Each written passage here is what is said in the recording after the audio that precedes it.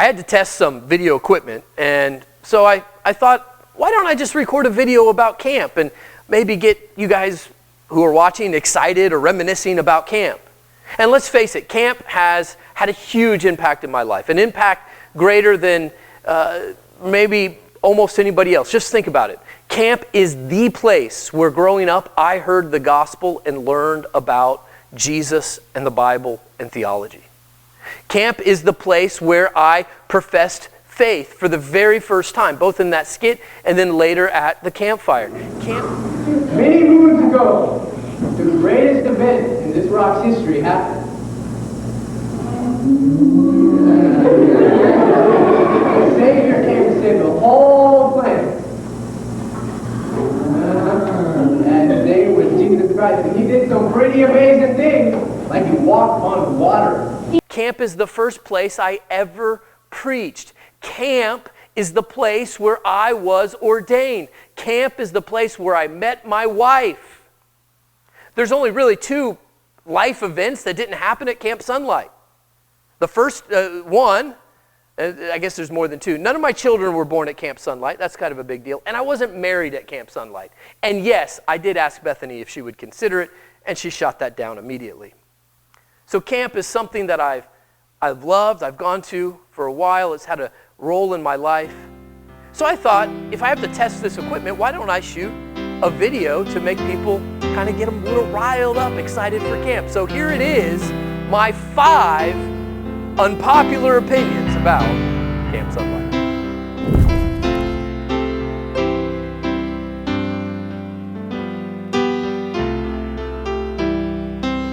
Number 5, everyone agrees calzones are the best meal at Camp Sunlight.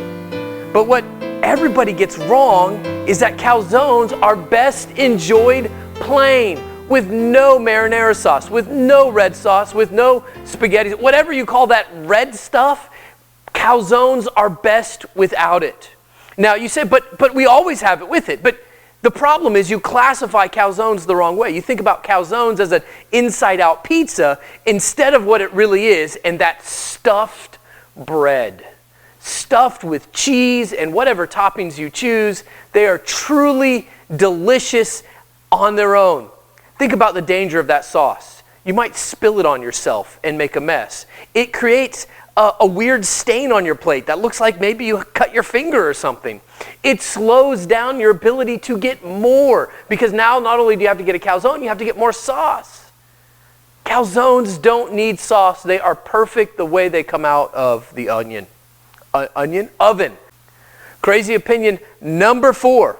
The red team is the best team at Camp Sunlight. Now you might say, well, what does the color do? But here's the facts. At least, let me rephrase that. Here's how I remember the facts. I was on the red team more often than not. And those few years where there wasn't a red team, there was an orange team, I was on that team as well.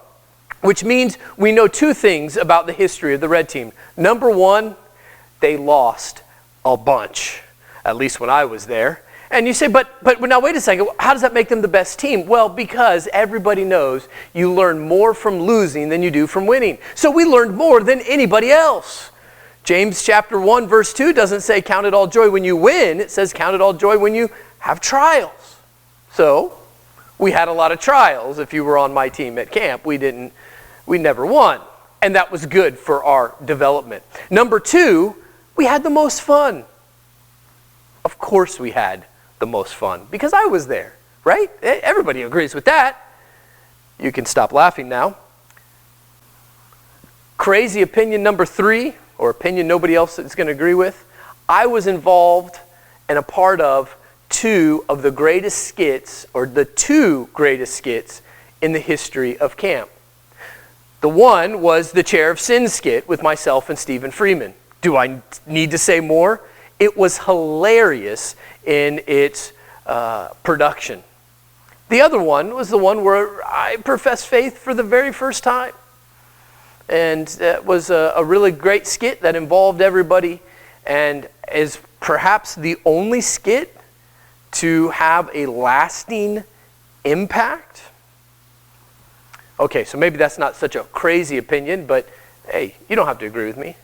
Number 2, opinion that at least half the camp, or approximately half the camp, will agree with, and the fact of the matter is this: the boys are better at cabin cleanup than the girls.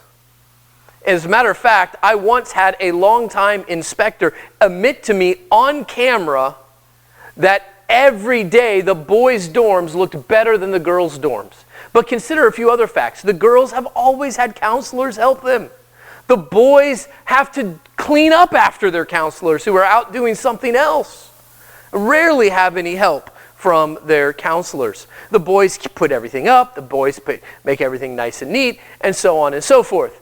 Again, it's my opinion, but at least some people agree with this one, namely all you boys out there.